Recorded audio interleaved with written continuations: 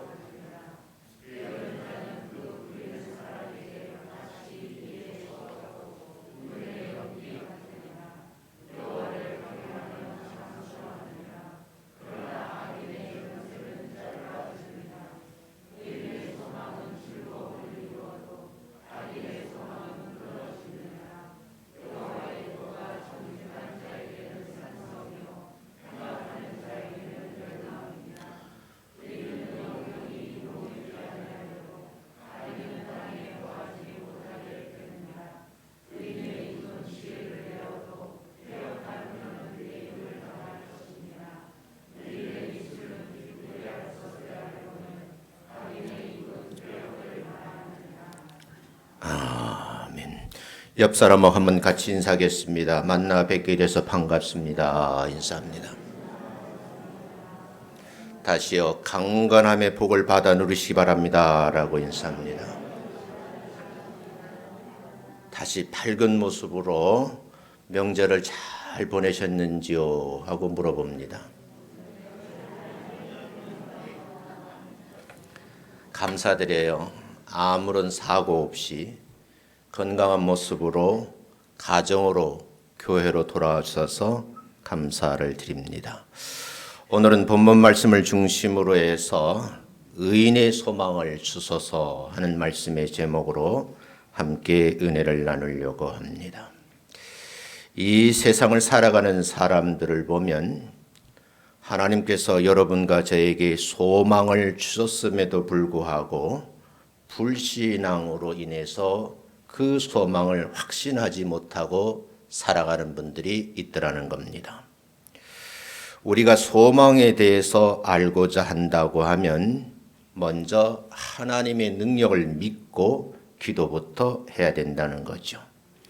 소망을 알고자 하는 기도는 순간적으로 강렬하게 일어날 때도 있지만 대부분 자신의 인생의 계획을 세우고 이루고자 할 때 불일 듯 일어난다는 거죠.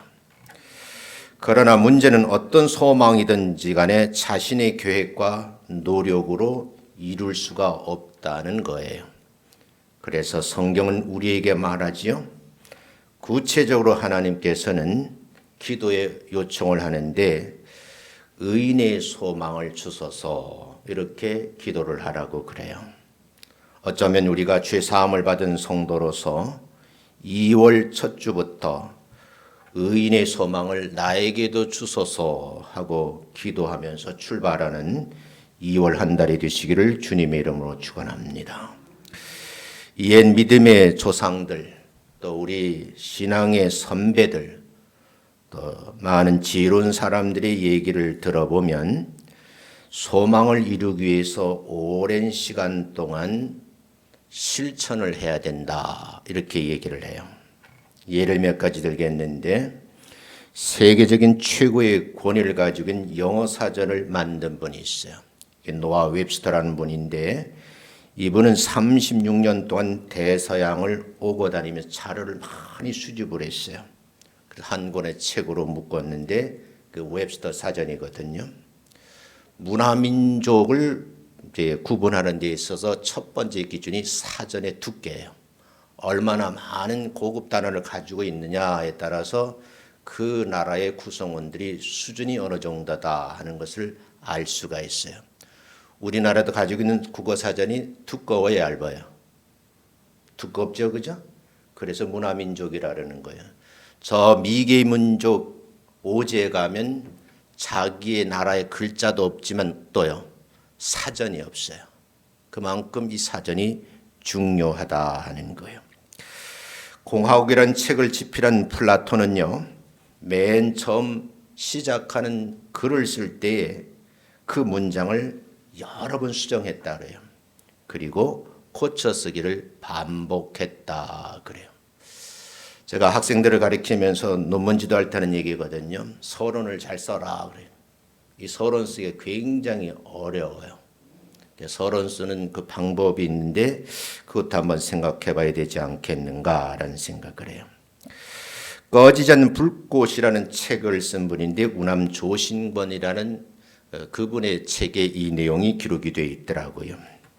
로마의 정치가 시세로는요, 정치가가 되기 위해서 매일 친구들 앞에서 연설을 했다고 그래요. 그런 훈련 과정을 통해서 정치인이 더 30년 동안 대중 앞에서 대중 연설을 하는 전문가가 된 거죠. 레오나르도 다빈치는요, 뛰어난 능력을 가진 천재임에도 불구하고 최후의 만차례는 그림을 그리기 위해서 10년 동안 공을 쏟아부었다 그래요. 하루아침에 되는 일은 없다 그런 얘기죠. 보통 대중 가수들이 신곡을 하나 작곡가로 받고 음반을 취입하기 전에 선생님의 지도에 의해서 보통 1000에서 2000번 정도 반복해서 노래를 부른다고 그래요. 그 연습이 양에 따라서 대중들이 좋아하는 그런 노래가 탄생된다 그런 얘기죠. 우리가 잘 아는 동계올림픽의 귀한 분 있잖아요. 김연아 선수가 있는데 이분은 얼음판 위에서 공중에 4번 회전하는 특이한 기술을 가지고 있는 분이에요.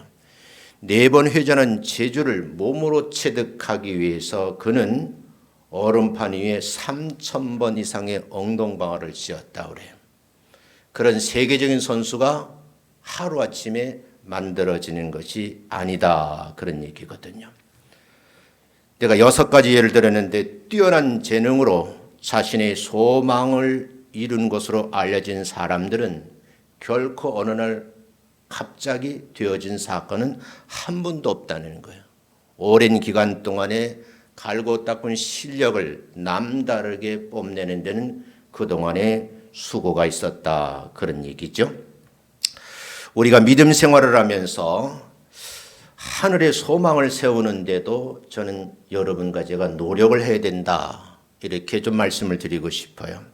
한번 품은 그 믿음을 그대로 두지 말고 내가 1년의 계획을 세웠으면 그 이루어질 것을 바라보는 것이 믿음이거든요. 그리고 그 믿음 가지고 매일매일 실천하셔야 되는데 그게 기도의 삶이에요. 그런 믿음을 가지고 신앙생활을 하고 매일 그렇게 기도하다 보면 끝내는 의인의 소망이 이루어질 줄로 믿습니다. 본문에서는 의인의 소망이 무엇이라고 말하는 것부터 여러분에게 소개를 해드리려고 그래요. 세상에는요, 부자가 두 부류가 있어요. 세상 부자가 있고 하늘나라 부자가 있어요. 세상의 부자는 부를 누리고 있는데 그 부를 계속 누리기 위해서 근심 걱정이 많다는 거예요. 실제 그런가 하고 강남에 사는 모 회장님을 만나서 호텔에서 한 2시간 동안 밥을 먹고 얘기를 해봤거든요. 고민을 많이 하시더라고요. 지금의 그 부를 누리기 위해서는 그만큼 번민의 시간이 많더라 그런 얘기죠. 하늘나라의 부자는 어떠한가? 오늘 본문에서는 하늘나라 부자에게는 근심 걱정을 겸하여 주지 않는다 이렇게 말씀이 기록되어 있거든요. 올 한 해는 근심 걱정이 사라지는 하늘나라의 거룩한 부자가 되시기를 주님의 이름으로 축원합니다. 믿음대로 될 줄로 믿습니다. 우리가 하나님을 진실하게 믿으면 의롭게 이 땅에서 그 믿음을 인정받음으로 인해서 의인의 삶이 시작된다는 거거든요. 의인의 삶이 시작된 이후로부터 의인들이 원하는 기도를 하게 되면 본문에서는 하나님께서 이루어 주신다 그래요. 그러면 문제는 뭐냐면 하나님이 보시기에 과연 누가 의인이냐는 거예요. 스스로가 나는 의인이라고 답을 할 수 있는 분이 있는지요? 여기 답을 하셔야지만 그 복을 받아 누릴 수 있다는 거예요. 사례를 좀 들겠어요. 먼저 신약에 나오는 사례예요. 예수님께서 누가복음 18장 9절부터 14절에서 비유의 말씀을 하셨는데 그 비유의 말씀 속에 답을 찾을 수 있어요. 두 사람이 기도하러 성전에 올라갑니다. 그런데 성경에서 그 한 사람을 바리새인이라고 또 한 사람은 세리라고 그래요. 바리새인은 성전의 맨 앞자리에 나와서 두 손을 높이 들고 하나님 앞에 기도를 합니다. 그 기도의 내용이 누가복음 18장 11절부터 12절에 기록이 되어 있어요. 어떻게 기도했나? 한번 여러분 읽어보겠습니다. 시작. 하나님이여, 나는 다른 사람들 곧 토색, 불의, 간음을 하는 자들과 같이 아니하고 이 세리와도 같이 아니함을 감사하나이다. 나는 일에 2번씩 금식하고 또 소득의 11조를 드리나이다. 오늘 현대 교회에 바리새인 같은 교인들이 많다는 거예요. 그게 문제예요. 성전 올라 기도하는데 비교를 하는 거예요. 우월함을 드러내는 거죠. 나는 토색한 일이 없습니다. 불의한 삶을 살지 않았습니다. 더구나 간음을 하지 않았습니다. 그러면 세리는 그렇게 했다는 말인가요? 근데 내용을 보면 근사해요. 그래서 감사하다고 그래. 들어보면 그럴만해요. 그런데 삶에서도 그렇지만 영적인 삶에서도 난 일에 2번씩 금식을 했을 뿐만 아니라 반드시 10의 1을 하나님께 드렸습니다. 신앙생활도 잘했다는 거예요.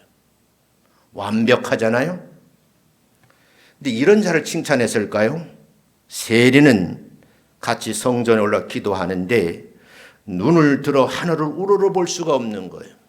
너무너무 부끄러워서 가슴을 치면서 통에 자복하는 회개 기도를 했는데 그게 13절 말씀이거든요. 한번 세리의 기도를 한번 읽어보겠습니다. 시작. 하나님이여, 불쌍히 여기옵소서. 나는 죄인이로소이다. 화려하게 자기를 드러내지 아니하고 나를 좀 불쌍히 여겨주세요. 간절한 마음으로 기도하는 거죠. 이 두 사람의 기도를 보면서 비교한 거죠. 바리새인이 의롭다 하심을 받았는가? 아니면 세리가 의롭다 하심을 받았는가? 14절은 이렇게 결론을 말씀하고 있어요. 읽습니다. 시작. 의롭다 하심을 받고 집에 내려갔느니라. 누가? 세리가.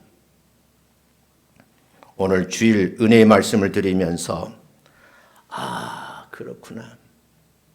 여러분이 신앙생활하면서 이 군화법을 많이 쓰세요. 상대방이 말을 하면 그러셨구나. 끄떡끄떡 하셔야 돼요.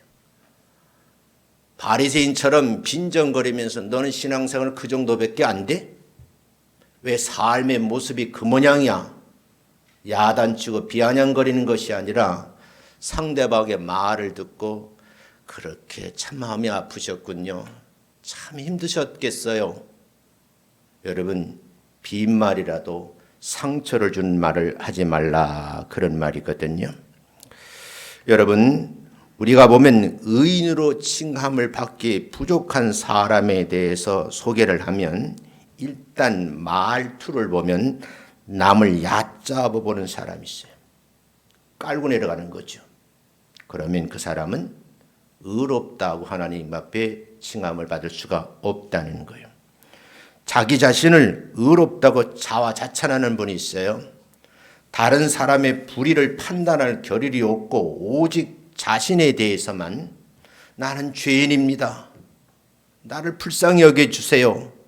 회개하는 사람을 보시고 하나님께서는 의롭게 여기셨다 하는 이 신약의 예를 꼭 기억을 하셔야 돼요.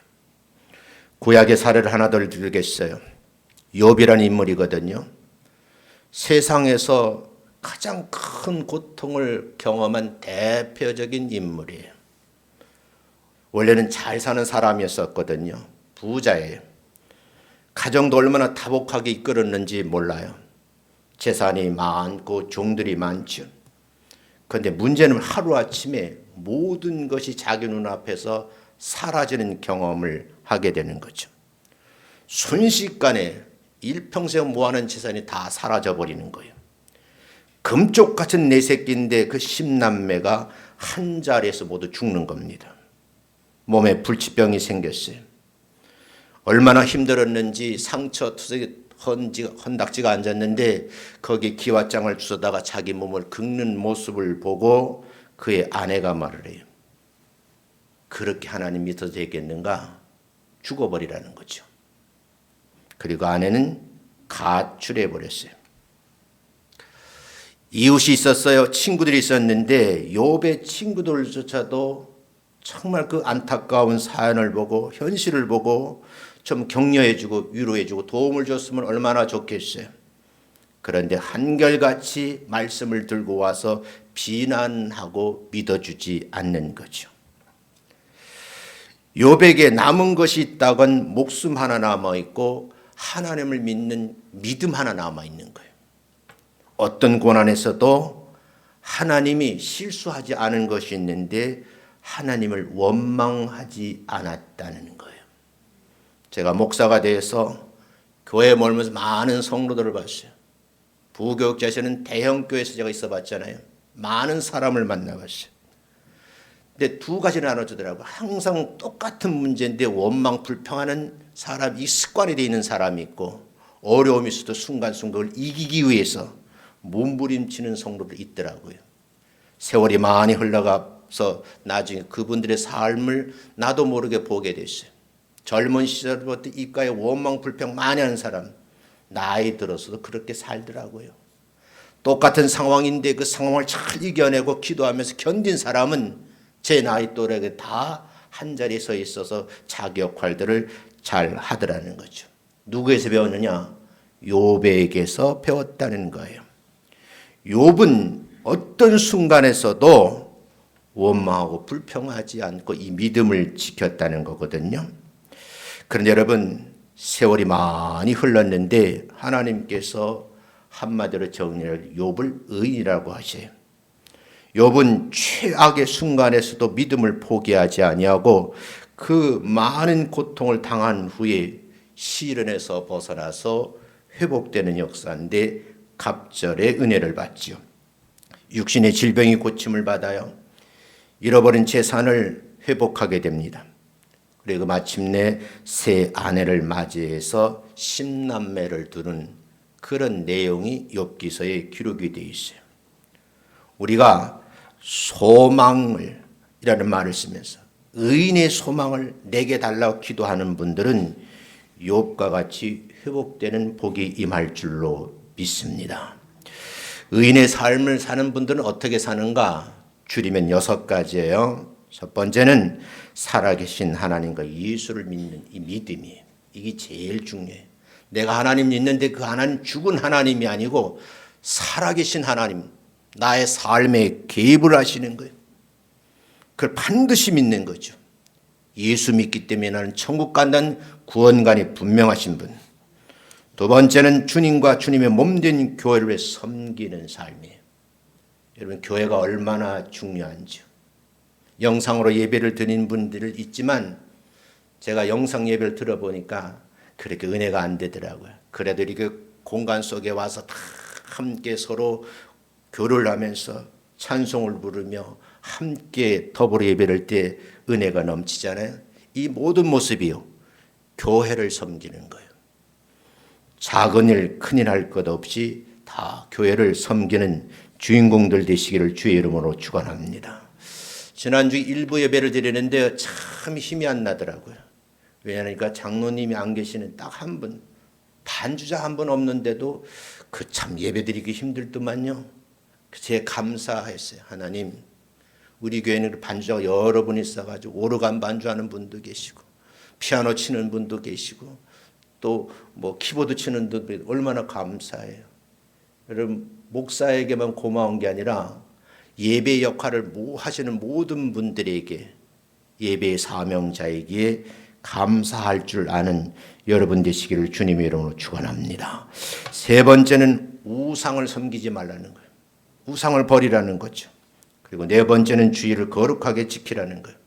한 시간의 예배지만 집중해서 하나님이 받으실 만한 그런 예배를 드리라는 거죠. 다섯 번째, 이웃 사랑하고 부모 경공하고 살인하지 말고 간음하지 말고 도둑질하지 말고 거짓말하지 않고 탐내지. 십계명에 있는 내용 아니겠어요? 그리고 마지막 여섯 번째는 하나님의 말씀대로 사는 거예요. 말씀대로 사는 여러분 되시기를 주의 이름으로 축원합니다. 이런 의인의 삶은 노력이나 힘쓴다고 되는 것이 아니라고 성경은 말하는데 오직 믿음으로 되는 것이라고 성경은 말해요. 사도 바울의 견해입니다. 로마서 1장 17절 말씀 읽어갑니다. 시작. 복음에는 하나님의 의가 나타나서 믿음으로 믿음에 이르게 하나니 오직 의인은 뭘로 살아요?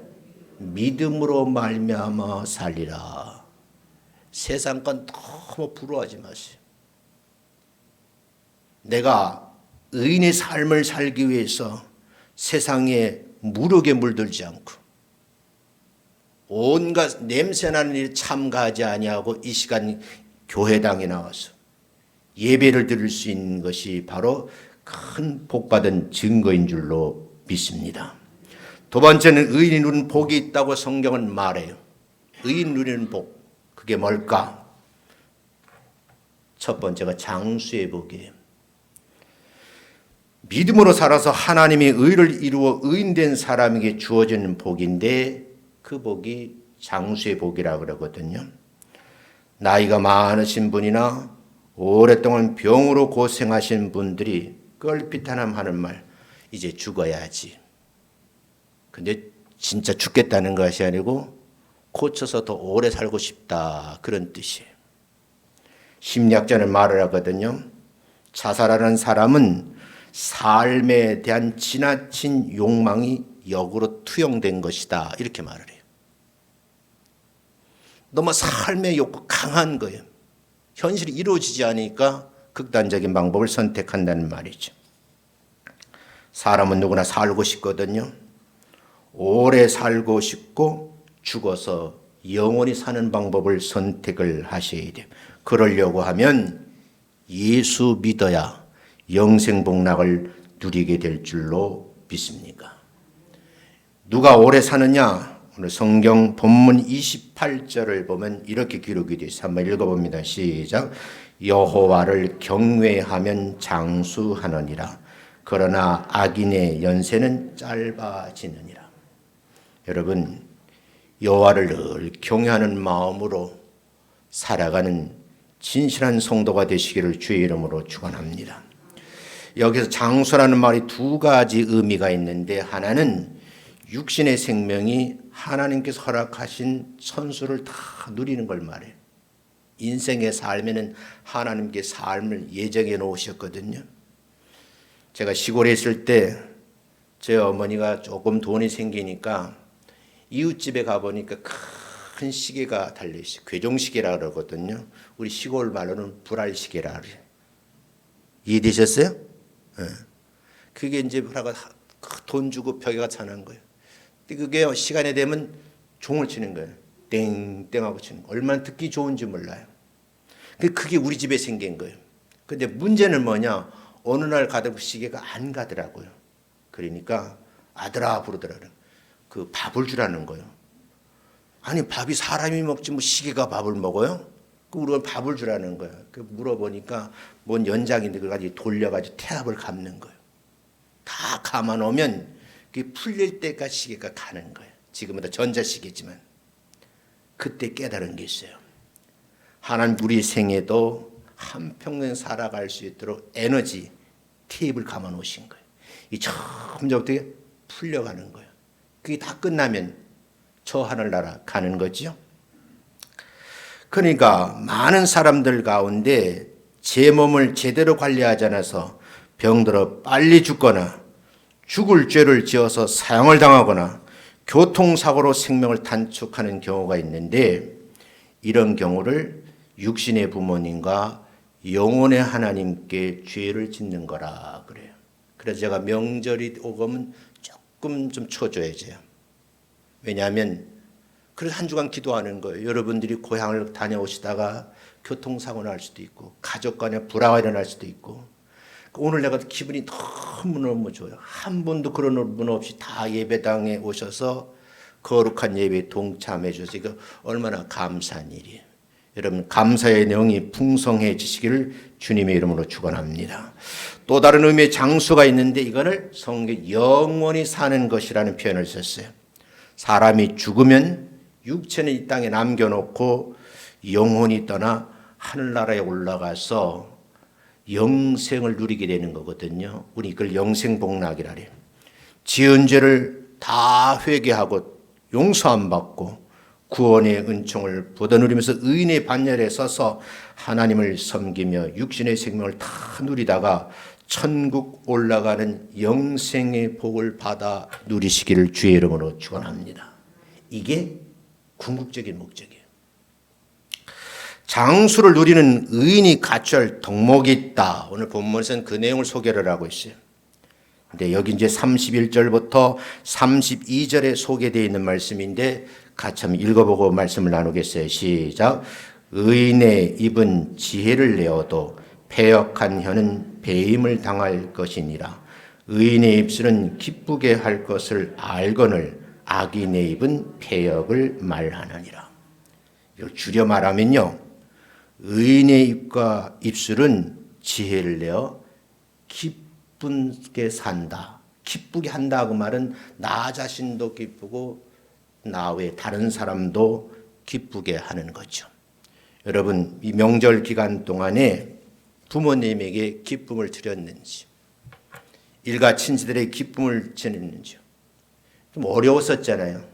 그래서 기도가 나오는 하나님 3년차 들어가는데 좀 빨리 종식되어서 좀 신방도 다니고 안부도 묻고 그랬으면 좋겠어요. 상도동에 오시는 권사님 못 본 지가 엄청 오래됐어요. 근데 가보고 싶어도 또 목사님이 와가지고 코로나 걸렸다가 가봐도 이게 또 겁나서 못 가는 거예요. 어쩌겠어요. 오늘쯤에 한번 전화를 한번 해봐야지. 잘 계시는지 안 계시는지. 여러분 이 삶에 있어서 굉장히 중요한 말이죠. 그런데 의인의 입과 입술에서 나오는 말이 있는데 그 말이 세 가지. 지혜로운 말, 덕스러운 말, 다른 사람을 기쁘게 하는 말을 한다. 그 말이에요. 사랑하는 성도 여러분, 지혜로운 말의 주인공 되시기를 주의 이름으로 축원합니다. 이건 하루아침에 되는 게 아니에요. 우리가 많은 말을 하는데 지혜로운 말을 하려고 많이 배우셔야 돼요. 그게 말씀 공부 아니겠어요? 덕스러운 말을 많이 하셔야 돼요. 다른 사람에게 뭔가 기쁨을 드리려고 하는 그런 삶의 주인공 되시기를 주님으로 축원합니다. 근데 악인의 입과 입술에서 나오는 말은 어떤 말이냐? 패역한 말이라 그래요. 지혜롭지 못한 말, 다른 사람의 마음에 상처를 주는 말을 해서 덕스럽지 않다. 지금 이렇게 소개를 하고 있거든요. 여러분 교회에 오셔서 많은 것을 배우는데 지혜로운 말, 덕스러운 말, 다른 사람들의 마음을 기쁘게 해드리는 말을 많이 만들어 사용하시는 여러분 되시기를 주의 이름으로 축원합니다. 성경에 보면 패역한 혀라고 되어 있거든요. 이거는 상대방이 좋아하지 않는 말을 많이 하는 사람이에요. 감정을 상하게 만나고 슬프게 만들고 괴롭게 하는 말이에요. 의인의 입은 지혜로운 말을 하게 되는데 사람을 자꾸 세우는 거죠. 덕을 세우는 거죠. 여러분 의인의 입에서 나온 말, 그 입술을 통해 전해지는 말이 사람을 살리는 역할을 잘 감당하시기를 주의 이름으로 축원합니다. 세 번째 의인이 누리는 복은 어떤 복이냐? 평안의 복이라는 거예요. 제가 늘 강조하죠. 이 세상을 살아가면 누리는 복 가운데 세 가지 복이 있다. 하나가 뭐예요? 평강의 복. 하나님 주신 이 평강의 복을 받은 사람은 평생을 살아가는데 얼굴에 그늘이 없고 늘 되게 평안한 모습이에요. 그런 사람들이 어울려 사는 사람들이 화평한 관계가 아니겠어요? 사랑하는 성도 여러분, 그런 삶을 사시는데 주인공이 되시기를 주의 이름으로 축원합니다. 사람이 늙어서 평안하지 못한 삶을 살고 초라하게 되면 인생이 불쌍한 거거든요. 나이가 많이 들면 들수록 이 복을 받아 평안한 삶을 사는 주인공들 되시길 바랍니다. 그럼 누가 평안하게 사는 복을 받을 수 있을까? 오늘 본문 25절 30절 이렇게 말씀을 해요. 한번 읽어봅니다. 시작. 회오리 바람이 지나가면 악인은 없어져도 의인은 영원한 기초 같으니라. 여러분, 회오리 바람이 스쳐 지나가도 의인은 영원한 기초 같아 그러잖아요. 악인은 망하는 거예요. 흔적 없이 사라지는 거예요. 그런데 여러분, 의인은 기초가 다 근데 그것이 영원하다는 거예요. 그 믿음의 사람이거든요. 30절 읽어봅니다. 시작. 의인은 영영이 이동되지 아니하여도 악인은 땅에 거하지 못하게 되느니라. 아멘. 다시 이걸 연결해서 말씀드리면 의인은 기초가 튼튼해서 삶의 터전이 움직이지 않는다. 견고하다. 그런 말이에요. 우리 주님을 믿음이 반석이라고 그러잖아요. 반석 위에 삶의 기초를 두고 생활하면 세상에 모진 바람이 불어오고 비바람이 몰아치고 회오리 바람이 불어도 기초가 튼튼하니까 집이 든든히 서 있잖아요. 흔들림 없이 사는 삶, 그 사람이 뭐예요? 평안의 사람인데 그 주인공이 평강의 복을 받은 사람이라는 거예요. 악인은 그렇지 않다 그러죠. 회오리 바람 같은 세상의 풍파가 밀려오면 순식간에 부서져 버리고 망가져서 존재조차도 없는 그런 상태가 된다. 그런 말이죠. 사람이 세상을 살면서 한 곳에 정착하지 못해 뜨내기 생활하는 사람이 있어요. 그런 사람은 철저하게 회개하고 하나님 앞에 매어달려 기도하면 하나님 나에게도 의인의 소망을 품게 하옵소서. 기도하는 주인공들 되시기를 주님의 이름으로 축원합니다. 사람은 한평생 살아가는데 안정이 필요해요. 믿음으로 사는 의인은요, 영원히 이동되지 않는다고 지금 성경을 말하잖아요.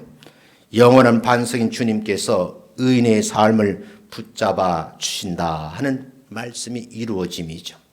악인은 어때요? 바람에 난 겨와 같아 그랬어요.